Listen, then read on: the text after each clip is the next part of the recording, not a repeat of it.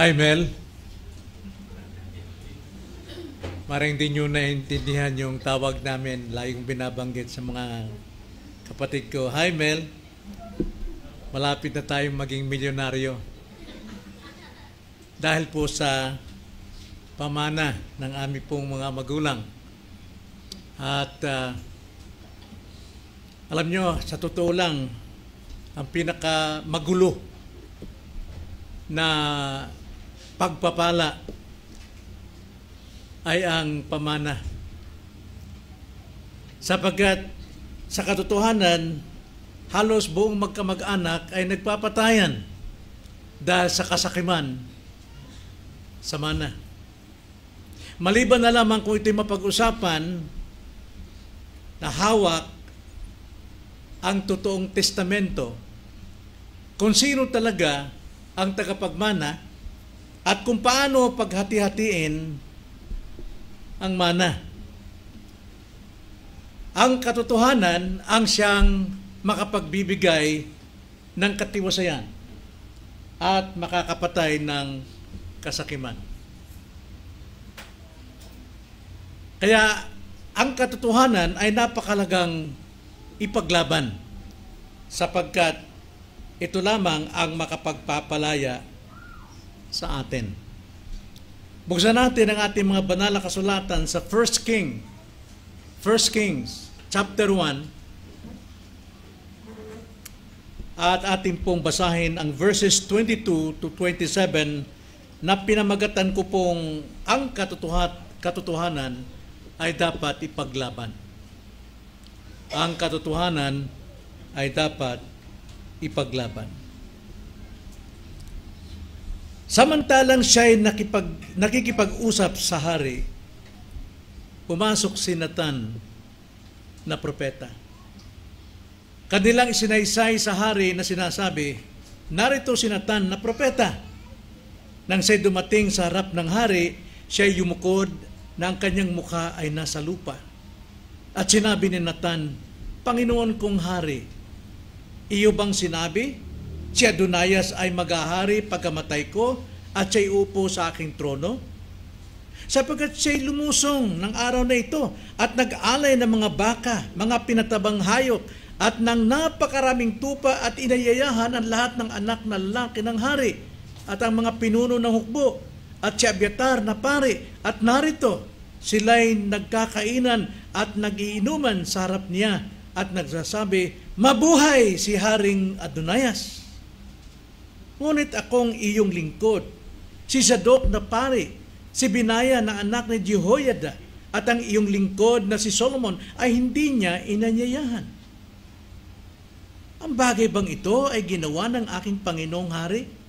At hindi mo ipinaalam sa iyong mga lingkod kung sino ang uupo sa trono ng aking Panginoong Hari pagkatapos niya? Nang magkagayoy sumagot si Haring David, papuntahin ninyo sa akin si Batseba. At siya'y pumasok at tumayo sa harap ng hari. Sumumpa ang hari na nagsasabi, habang nabubuhay ang Panginoon na tumubos ng aking kaluluwa mula sa lahat ng kapaitan, kung paanong sumumpa ako sa iyo sa pangalan ng Panginoon, ang Diyos ng Israel, na sinasabi, si Solomon na iyong anak ang maghahari pagkamatay ko at siya'y uupo sa aking trono na kahalili ko. Katotohanan gayon ang aking gagawin sa araw na ito. Tayo po'y manalangin. Opo Panginoon, tunay na marami pong hindi ka nais-nais na pangyayari sa mga tao, maging sa magkamag-anak, dahil po sa maling paniniwala.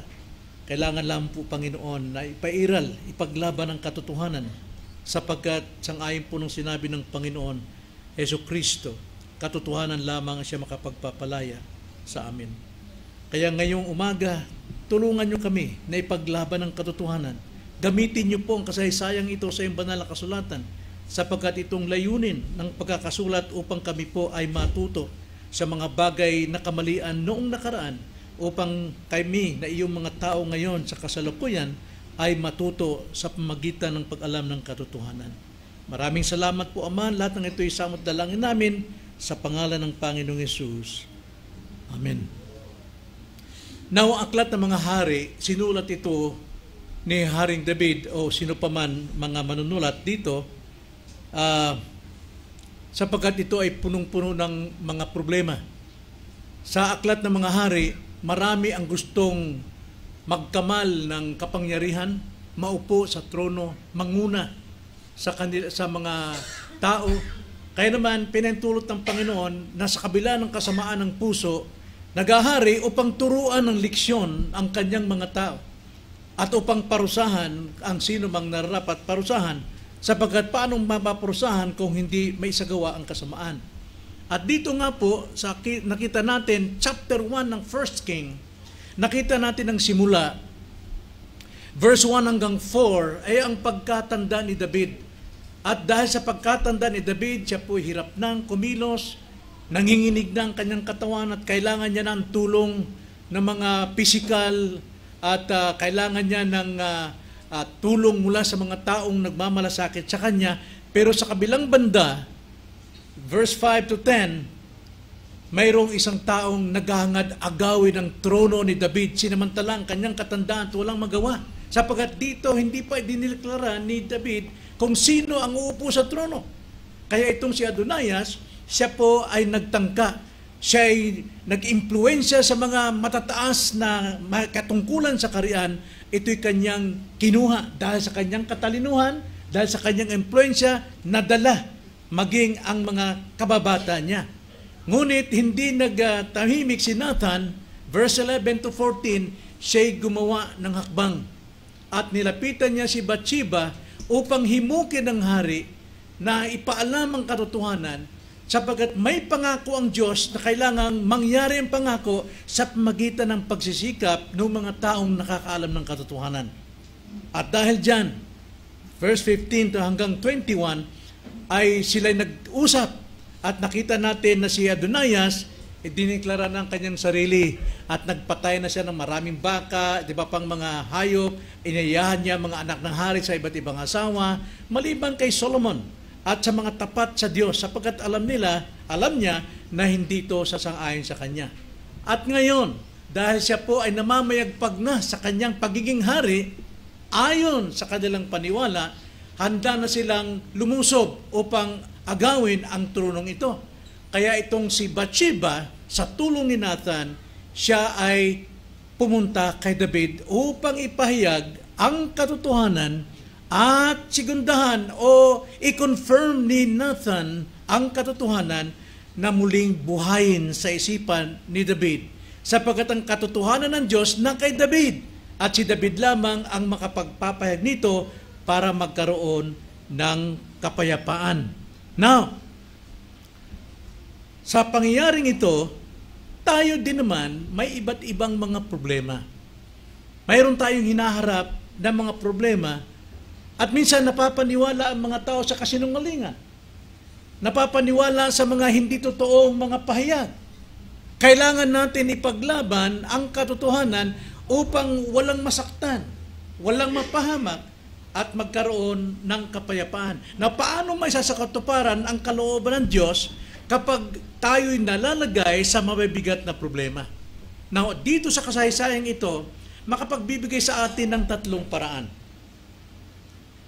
Itong kasaysayang ito, makapagbibigay sa atin ng tatlong paraan. Una, ang katotohanan ay dapat malantad. Ikalawa, ang katapatan ay dapat mahayag. At ikatlo, ang kalooban ng Diyos ay dapat matupad. So isa-isahin natin mga kapatid, sang-ayon sa kasaysayan, una, upang maipaglaban natin ang katotohanan, unang-una, ipaglaban natin ang katotohanan ay malantad. Verse 22 to 23, ganito po ang pagkakasabi. Samantalang nakipag-usap pa sa hari si Bathsheba, pumasok si Nathan na propeta upang i-confirm yung pahayag ni Bathsheba sa hari. Kanilang isinalasaysay sa hari na sinasabi, narito si Nathan na propeta, nang siya'y dumating sa harap ng hari, siya'y yumukod na ang kanyang mukha ay nasa lupa. So dito may pinapakita na kailangan ang katotohanan, anumang sitwasyon, anumang problema, tanging katotohanan lamang ang makapag-resolba ng kaguluhan ay dapat mailantad. Napansin natin dito nang sabi, samantalang siya'y nakikipag-usap pa sa hari, si Bathsheba, pumasok si Nathan na propeta. Now, ang context po rito, balikan natin ang verse 22. Ganito ang pagkakasabi, mga kapatid. Sa immediate context, sa verse 19, 18 na. At ngayon, sa kasalukuyan, at ngayon si Adonias ay naging hari, bagaman hindi mo ito nalalaman, Panginoon kong hari. Siya'y nag-alay ng mga baka, mga pinatabang hayop, ng napakaraming tupa at inayayahan ng lahat ng mga anak na hari ng hari, at si Abiathar na pare at si Joab na puno ng hukbo. Ngunit si Solomon na iyong lingkod ay hindi niya inayayahan. Panginoon kong hari, ang paningin ng buong Israel ay nakatuon sa iyo. Habang nagbubunyi sila Adonias, buong kaharian nakatingin sa hari, naghihintay sa hari kung ano ang kanyang desisyon. Sapagkat alam ng buong bayan na mayroon ng itinalagang maging hari sang-ayon sa 1 Chronicles at 2 Samuel, na ito'y si Solomon, kaya nga pinangalanan siyang Solomon, sapagkat siya minamahal ng Panginoon. Kaya ang buong bayan nakatingin, para bang sa ating panahon ngayon, na mayroong mga nangungulimbat, mayroong mga naghahari sa ating bansa, kaya ang mga tao ay nakatingin sa kanilang pag-asa. Hindi siya ang pag-asa ng ating bansa, mga kapatid. Siya'y gagamitin lamang ng Panginoon, if my people shall humble themselves and turn from their wicked ways and pray. Tayo, mga tao ng Diyos, ang manalangin para sa ating bansa, na ang kalooban ng Diyos ang maghari at hindi ang sino man, bawat party sa kanila. So ganun din, nakatingin ang mga tao doon, nagbubunyi sila na tinatawag na pag-asa nila. Ngayon, itong problema, si Propeta Nathan, kanyang pinatutunayan ito, sapagkat si Haring David walang ginagawa, tahimik siya, at mayroong mga rason naman, dahil siya'y matanda na, nanginginig na, hindi na halos makapagsalita. Kaya ang sabi dito ni Nathan sa verse 24,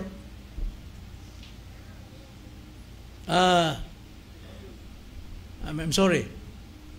Verse 27, tingnan niyo sabi, lahat ng kaguluhan, lahat ng pangyayari, walang sinabi si David. Kung matatanda natin sa nakaraan, ni minsan hindi niya nasaway ang kanyang mga anak. Simula sa pagkabata, hindi nasaway ni Haring David ang kanyang mga anak. Natingnan natin mga anak niya, di ba? Ang gugulo, nagpapatayan, kapatid, ni-rape sa kapatid. Pero dito si Adonias, ganun din. Hindi nasaway ng David. Now, nakaupo na si Adonias sa trono, wala pa rin ginagawa si David. May dahilan, matanda na siya.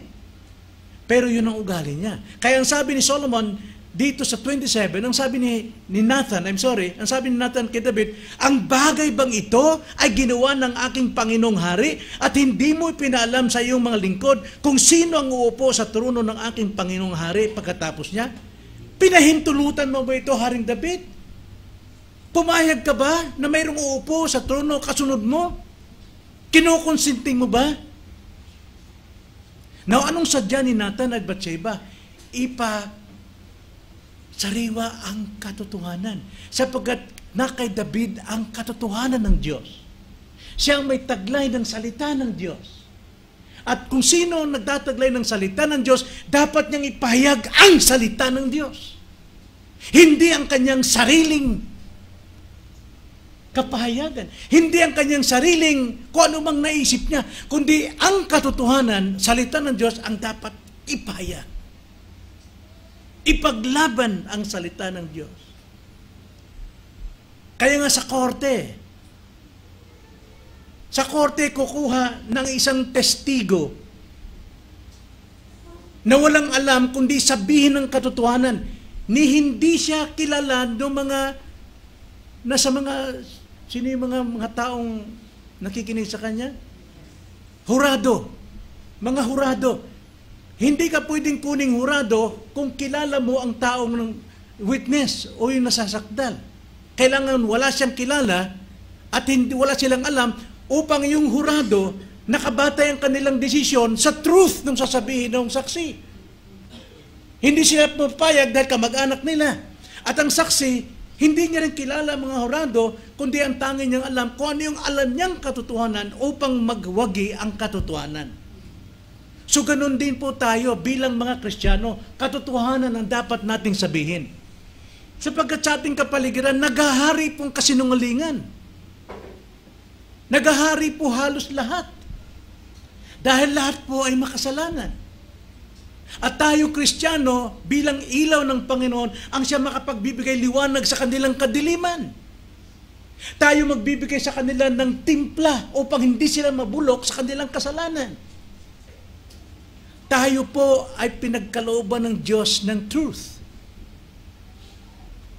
Kaya nga, itong tanong ni Nathan, pinababayaan mo ba ito, mahal na hari? Minsan ganun tayo eh.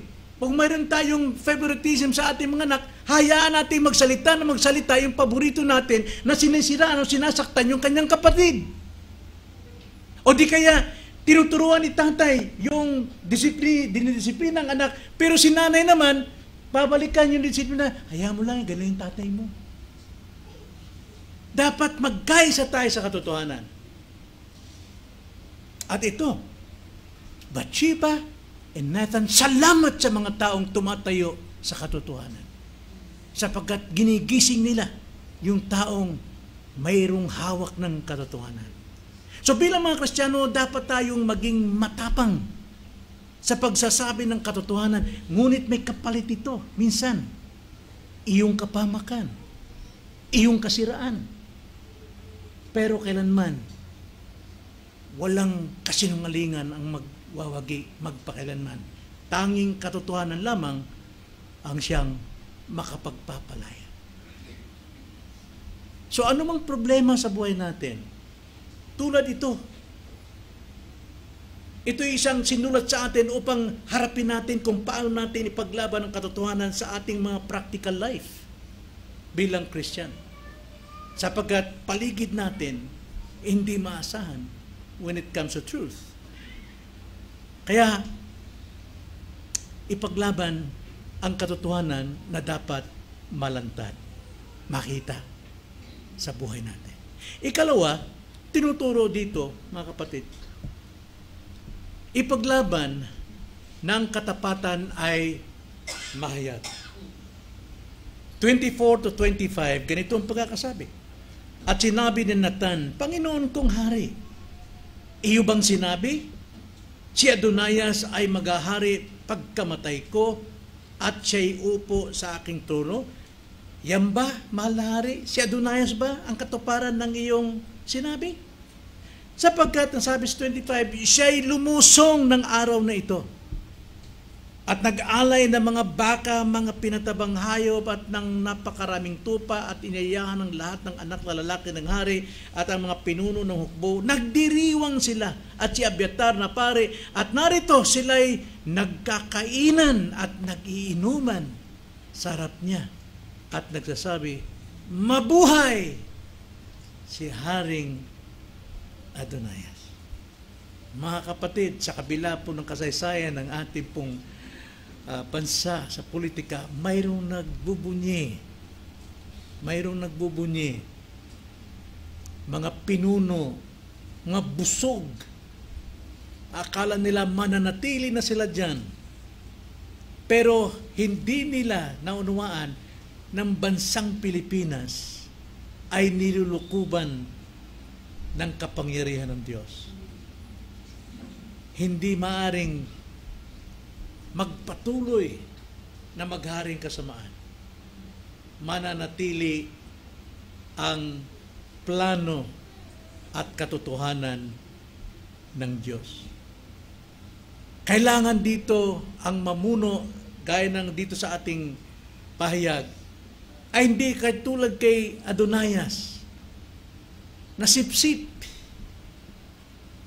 Gumamit ng lahat ng paraan para makuha niyang matataas na pinuno. Kinuha niyang mga ninong lahat ng ito. Para pagdating ng kanyang pagtataas ng kanyang sarili, sila ay saludo sa kanya. Dapat ang mahayag dito ay yung tapat ayon sa kalooban ng Diyos. At alam natin si Solomon yun. Tunay na leader na itinalaga ng Diyos ay tapat. At yan ay may pahintulot sa Diyos. Si Adonias walang pahintulot sa Diyos. Wala rin pahintulot kay David. Pero tahimik lamang si David. Kailangan gisingin si David upang tumayo sa katotohanan. Kaya ang bigat dito sabi ni Nathan, Panginoon, pinahintulutan mo ba ito? Si Adonias na ba ang papalit pagkamatay mo? Aba, sino bang hindi magigising ito? Na-rebuke itong si Haring David. Kaya minsan, mga kapatid, kung mali ang itinuturo ng inyong pastor, abay, kausapin nyo. Pastor, pwede akong magtanong, bakit ngayon yung kaligtasan mukhang sinasabi mo na kailangan ito ay pagsikapan natin? Hindi yun ang katotohanan. Katotohanan ay ang kaligtasan na hindi pinagsisikapan. Kundi ang kaligtasan mo, ang siyang dapat mong pagsikapang ipamuhay. At alam nating hindi si Adonias ang siyang papalit kay Haring David. Balikan natin yung 1 Chronicles 22 verse 9 to 10. 1 Chronicles chapter 22 verse 9 to 10. Ganito ang sabi, narito ipapanganak para sa iyo ang isang lalaki. Sinabi ng Diyos sa pangitan ng propeta. Siya ay magiging isang mapayapang tao. Bibigyan ko siya ng kapayapaan sa lahat ng kanyang mga kaaway sa palibot, sapagkat ang kanyang magiging pangalan ay Solomon. At bibigyan ko ng kapayapaan at katahimikan ang Israel sa kanyang mga araw. Siya ay magtatayo ng bahay para sa aking pangalan. Siya ay magiging aking anak at ako'y magiging kanyang ama at itatatag ko ang trono ng kanyang kaharian sa Israel magpakailanman. Now, alam natin, ito'y messianic prophecy. Hindi lamang kay Solomon, kundi tumutukoy sa ating Panginoon na siyang tunay na maghahari magpakailanman at walang sino mang maaring makaagaw sa trono ng ating Panginoon. Pero sa kalagayan po rito, itinatag ng Diyos, pangako ng Diyos, na itong si Solomon ang siyang papalit kay David pagkatapos niya. Kaya ipinakita ni Nathan kay David ang ginawa ni Adonias. Katampalasan ng kanyang ginagawa. Napilit niyang kinukuha ang trono. Pilit niyang inaagaw ang leadership ng bayang Israel. At hindi rin ito nangyari sa politika, hindi rin nangyari ito maging sa iglesia at maging sa bahay. Kuminsan hindi tayo sumusunod sa pattern ng Panginoon. Kung tawagin yan ay creation pattern, na ang lalaki ang nangunguna sa pamilya at hindi ang babae. Pero kadalasan babae dinidikta ng kanilang asawa. Dahil mas ang babae, mas may pinag-aralan. Ang asawa walang pinag-aralan. Huwag nating gawin yan, kundi yung pinag-aralan ng babae, kaya itong itulong sa kanyang asawang lalaki upang tumaas ang kanyang mister. Hindi para may baba. Creation pattern. Hindi natin pwedeng baliin yan. Kaya nga ang pag-aasawa between man and woman. Hindi Adam and Steve. Sapagkat anumang taliwas sa pattern ng Diyos ay kasalanan, kalapastanganan. Alam ni Nathan na mayroon ng itinakda sapagkat siya mismo nagpahayag nito kay David. Ito ay panlilinlang at hindi ayon sa kalooban ng Diyos. Ganon din sa ating panahon ngayon. Butuhan na naman. Maging maingat tayo mga kapatid. Unang-una sa atin, ipag-pray natin. Huwag tayong magboto kung alin yung damdamin natin. Tulad ngayon, kailangan bumoto tayo ayon sa karunungan. Walang pinapanigan. Bumoto tayo ayon sa kalooban ng Panginoon. Ating responsibilidad na bumoto. Kami mag-asawa, hindi makaboto. Hindi kami nakaparehistro. Pero tungkulin nating bumoto. Pero wag yung mayroon tayong favoritism. Kawawa naman si Duterte na lang. Nako, si Marcos, kailangan gamitin natin karunong ano yun. Tignan natin ang track record ng bawat isa. Doon tayo tumingin, ano yung nagawa nila sa bayan, ano yung ambag nila, ano yung kailangan nila, ano yung kakayahan nila, na alam natin sila ay maging tapat, doon tayo kumuha. Kahit ba naman ito'y mabaho itong politikong ito, pero malaki ang nagawa niya, aba, kailangan natin, yun ang hanapin natin. Mga politiko ngayon, tanda natin, gagawin nila lahat ng pagsisipsip, gagawin nilang lahat ng panglalangis, mamimigay sila ng mga ayuda, maggagawa sila ng iba't ibang pandaraya, kahit ang ating COMELEC ay nahaluan ng pandaraya yan. Kaya siguraduhin natin, tayo nagpipray. Ganyan si Adonias, ginawa niyang lahat. Makuha lamang niya ang trono sa magitan ng pagkuha niya sa mga leader. Sa atin, leader ng bansa, binabayaran para yung leader ng bawat lugar natin, city, mahikayat niya ang kanyang mga constituent na iboto yun sa ganito, ha? Pag hindi niya binoto, walang libre eskwelahan. O di kaya, 10,000 pesos palagi tatanggapin ninyo. Mga kapatid, sabi nga ng mga politiko, tanggapin nyo yung pera. Inyo yun eh. Tax nyo yun eh. Tanggapin nyo. Pero huwag nyo siya ibuto. Pero sabi sa banal na kasulatan, karumaldo walang taong tumatanggap ng lagay. Hindi naman gusto ng Diyos yun. Mabuti lang kung gift. Sana bigyan ako Romualdez ng 10 million as a gift. Kasi hindi ako makabuto eh. Tawarin niyo mga kapatid, sumobra na ako. Pero ginagawa nila lahat. Kasinungalingan po, ginagawa lahat ng paraan para makumbinsi ka. But, Nathan and Bathsheba, sobrang tapang nila, hindi sila natatakot. Ano ang banta ni Adonias? Ano ang banta ng mga leader na yon? Lumapit sila upang gisingin si David na may taglay ng desisyon ng katotohanan. Ito ba, Panginoon, paubayan niyo ba ito sa kanila? O tumayo ka sa iyong kapangyarihan? At alam natin, walang ibang tatayong makapangyarihan kundi ang ating Panginoong Hesus. Siya lamang ang makapagbibigay sa atin ng katotohanan. Siya lamang ang makapagbibigay sa atin ng katunayan. At hindi ang mga politikong ito. Marumi ang politika, mga kapatid. Pero kahit anong dumi niyan, pero kung sila'y tinalaga ng Panginoon na ipairal ang katuwiran ng kasalanan ay pinarusahan, ang krimen ay pinarusahan, mga kapatid, magbayad ka ng buwis. Yan ang sinasabi sa Romans 13. Sundin natin ang kanilang kautusan sapagkat alang-alang sa katuwiran ng ating bansa. Pero kung pandaraya na, I'd rather obey God than man. Yan ang sabi ng apostle sa Acts chapter 5. Right? Kailangan natin. Ipag-pray natin. Katulad sinasabi sa Timothy chapter 2, upang ang mga masasamang leader natin ay huwag sumobra sa kanilang samaan, huwag pahintulutan ng Panginoon na hanggang sa tayo hindi na makapagtipon dito para sumamba. Pipigilan na tayo, papatayin ang mga sumasamba. Pag-pray natin na tayo makapamuhay ng kabanalan at makapagsamba tayo ng malaya every Sunday. Pero kailangan tumayo tayo sa katotohanan. Ang tunay na leader ay hindi nagpupumilit ng kanyang sarili. Nakilalanin, gagawa siya ng paraan. Gagamit siya ng mga bagay para ma-influensyahan ka. At ikaw ay manipulate niya na dito kayo maniwala sa akin, dito niyo ako pagtiwalaan.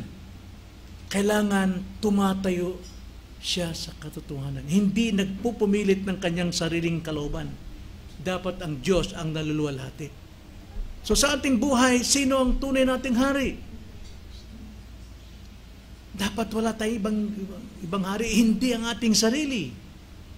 Hindi yung ating kagustuhan. Hindi yung ating naisin. Hindi yung ating mga ambisyon. Hindi yan ang hari natin, kundi ang hari natin ay walang iba, kundi ang tanging Panginoon ng Panginoon at hari ng mga hari na walang iba kundi si Kristo.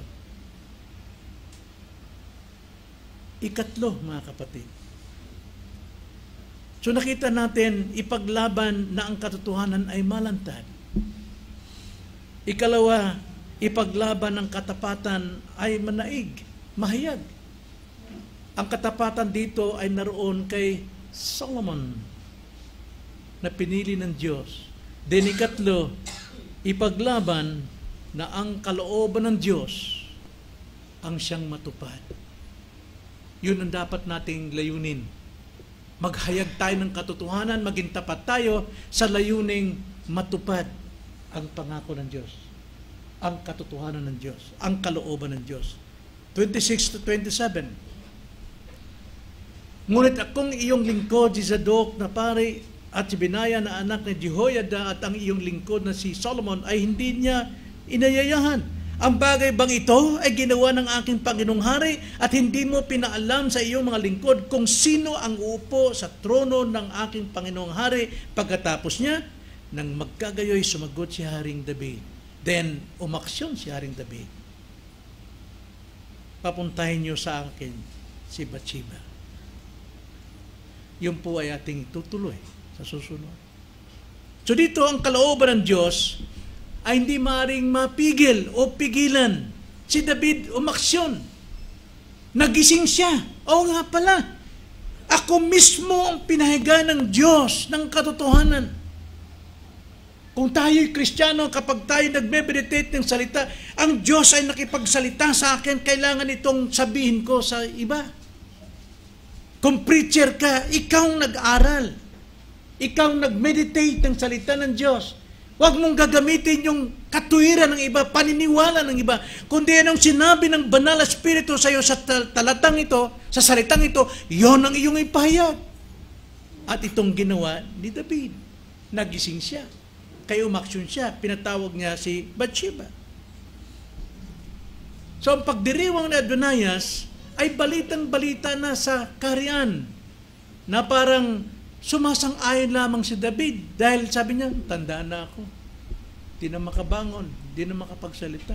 Hayaan ko na lang sila. Para ba sa akin din, sabi ko, parang mamamatay na yata ko ma.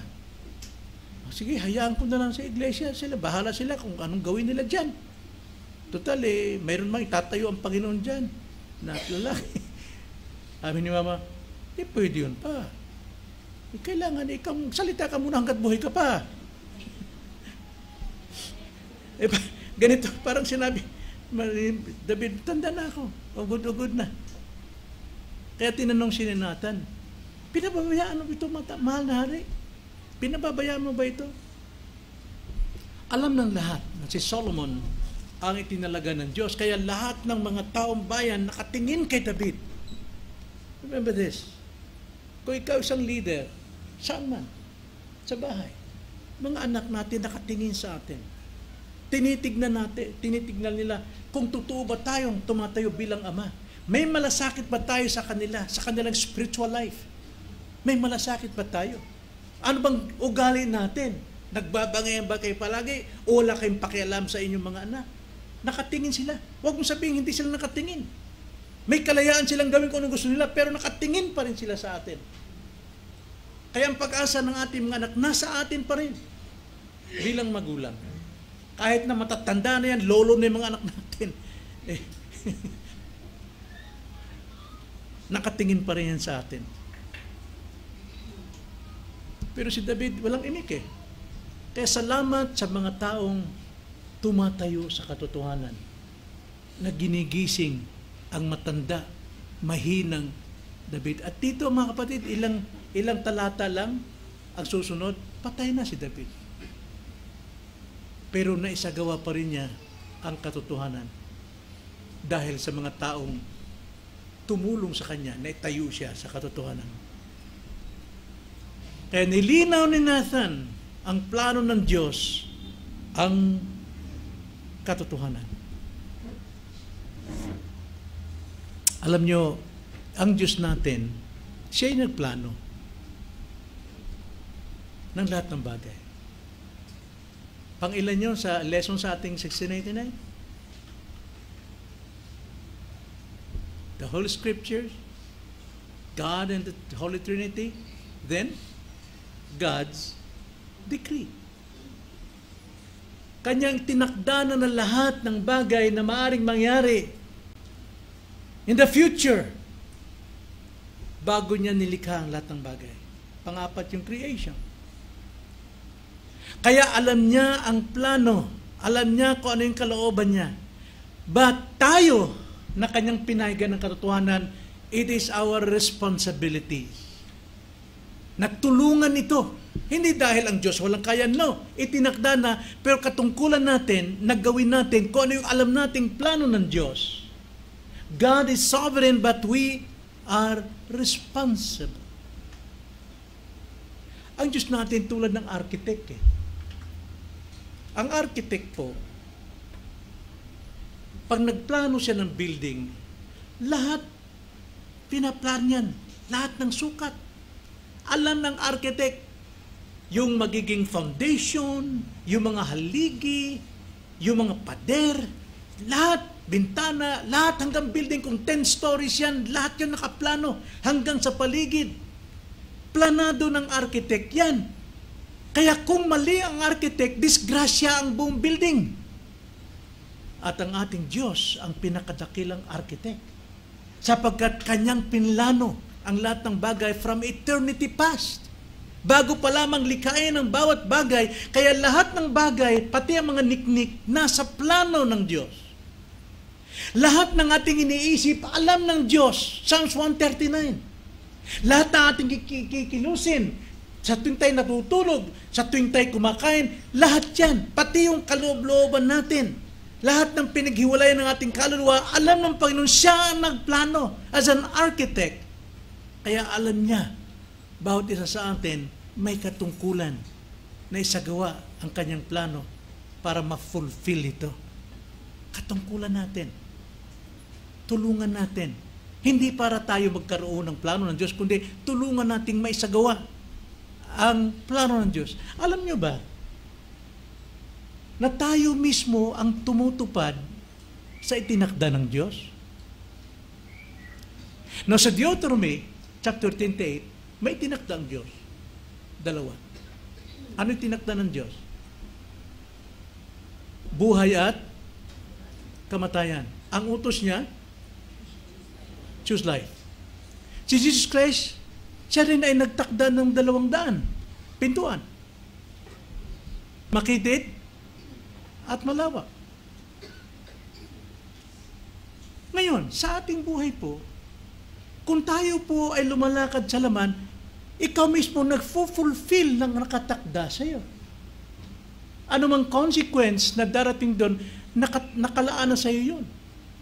Kapag sinusunod natin ang kalooban ng Diyos, ikaw rin ang siyang tumutupad ng itinakda ng Diyos para sa kanyang kaluwalhatian. Kaya nga, choose life. Every morning. Sa pagsimula ng hakbang ng ating mga paa, tiyakin natin na tayo sumusunod sa Espiritu upang mangyari tinakdang bunga nito. At huwag tayong lumakad sa laman upang huwag pong matupad ang kapamakan nito. God is an architect. Hindi siya maring magpahuli. Alam na niya lahat. Pero itong pinakamaganda. Even though we are unfaithful to Him, He remains faithful to us. Sapagkat alam niyang babagsak ka pag sinunod mo isang bagay na hindi ayon sa kalooban, at alam din ng Panginoon kung anong bibigay sa iyo pag nanumbalik ka. Yan ang kagandahan. God is an architect. So ang kalooban ng Diyos ay hindi maaring pigilan ng sino man. Tayo mismo ang tumutupad sa ating kapalaran. Hindi tayo namumuhay sa kapalaran, kundi kung ano tinakda sa atin, whether it is kapamakan or pagpapala. Pero tayo po ay nasa katotohanan. We know the truth. But hindi pa buo, pero namumuhay tayo sa katotohanan. So keep on going. Lumago tayo sa katotohanan. Lumago tayo sa pagsunod sa kalooban ng Diyos. Sapagat ang tunay na hari na tinakda ng Diyos sa kasaysayan ito ay haring pinili na ng Diyos. Itinakda na ng Diyos. Pangako na ng Diyos. Bawat isa sa atin may pangako. At hindi natin ito matutupad yung pangako yun kung lihis tayo sa kanyang kalooban. Alam natin yon.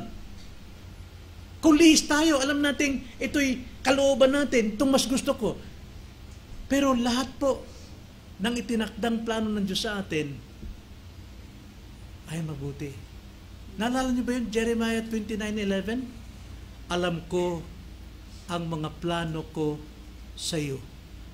Basahin natin yon. Jeremiah 29:11.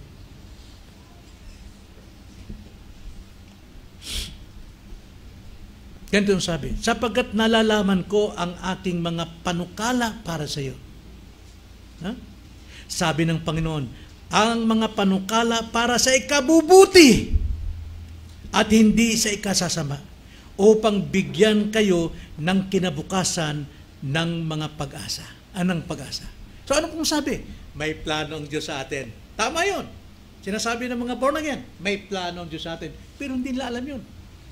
Bakit nandun sila palagi sa hindi tamang pananampalataya? Ba't ayaw nilang pumunta sa tamang pananampalataya? Mas gusto nila na sila'y matuwa sa kanilang ginagawa, naglulundagan, kayong hindi yan ang utos ng Panginoon. Hindi nila alam. Alam nila may pangako ang Diyos. Pero ang totoong pangako ng Diyos ay sa mga taong sumusunod sa Kanya. Kaya nga, mga kapatid, ito ang sabi ko, ipaglaban natin ang katotohanan. Hanggat maaari, every Sunday, prayer meeting, mayroon pong salita. Mayroong pangangaral. Ang pangangaral na ito ay nagbibigay sa atin ng buhay at ginagabayan tayo tungo sa buhay. Kaya kapag wala kayo sa pangangaral, huwag niyong sabihing lumalago kayo sa katotohanan. Sapagkat ang katotohanan natanggap mo ngayon, kaiba sa katotohanan tatanggapin mo ngayon sa linggo. Paano yung trabaho ko, Pastor? God is a God of answer sa ating prayers. Why don't you pray to God, Lord, bigyan mo ko ng trabaho na makapaglilingkod ako sa iyo? Ano sinasabi paglilingkod sa Diyos? Anong sinabi ni Jesus Christ na service, paglilingkod kay Marta at kay Maria? Ano yung sinabi ng Diyos doon? Na ang paglilingkod ni ganito, kailanman hindi mawawala sa Kanya. Ano yun? Pakikinig. Si Marta ay nakikinig sa paanan ni Kristo habang sinangangaral. Whereas, si Marta, bagamat mananampalataya, mahal ang Panginoon, pero busy sa kanyang trabaho. Trabaho hindi mawawala yan. Pero ang paglilingkod sa pakikinig ng salita ng Diyos, nawawala sa iyo. Kaya sabi ni Kristo, Marta, Marta, isa lang ang kailangan. Ang pinili ni Maria, ang siyang kailangan na hindi kailanman mawawala sa kanya. Ba't trabaho? Pwedeng mawala. Pwedeng mawala. Pero hindi ko sinasabing huwag kayo magtrabaho ng Sunday. Pray to God! Siya yung Diyos ang pinaglilingkuran natin at siya yung Diyos na tumutugon kung ano yung kahilingan natin. Hindi ko sinasabing huwag kayo magtrabaho. Pero mayroong trabaho na pwede nating pagbigyan kung paminsan-minsan, kung tawagin yan, works of necessities or works of mercies. Pero hindi pwedeng palaging every Sunday na lang dahil may trabaho. Sinong pinaglilingkuran mo? You cannot serve two masters. So dapat ipaglaban natin ang katotohanan. Sa pakipaglaban natin sa katotohanan, palagi ito'y sa pamagitan ng pagbaluktot ng ating tuhod sa panalangin sa Diyos upang tayo ay Kanyang pagpalain. Nang Diyos lamang ang may kapangyarihan makapagpipili ng pinuno. Either sa bansa natin o sa church, ang Diyos lamang. Bagamat ito'y sinubukan ni Adonias na agawin, pero Diyos pa rin ang may huling salita. Pangako pa rin ng Diyos. Pinili pa rin ng Diyos si Solomon. Now, Solomon is not a perfect man. Alam nating bumagsak siya. Nagkasala siya. 1,000 asawa. Yumaman siya. Pero siya mismo nagsabi sa Ecclesiastes, all things are meaningless.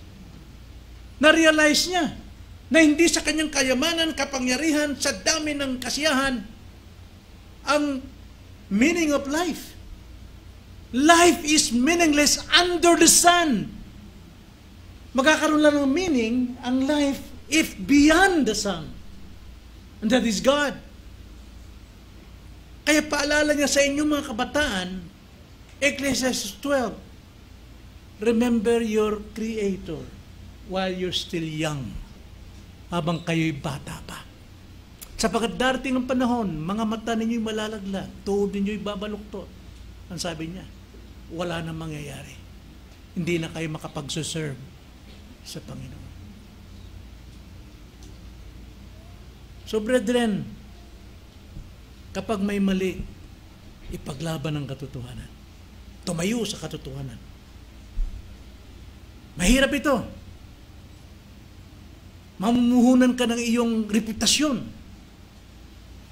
Ang reputasyon ng Kristiyano ay kapakumbabaan kahit na ikaw'y dikdikin. Pero lumalaban sa katuwiran kung nasa katuwiran. Ipaglaban ang katotohanan. Amen? Handa ba nating pamuhay ang ating natutunan ngayon? Simula ngayon. Tayo manalangin. Panginoon, tunay na kasaysayan ng iyong banal na kasulatan ay para sa aming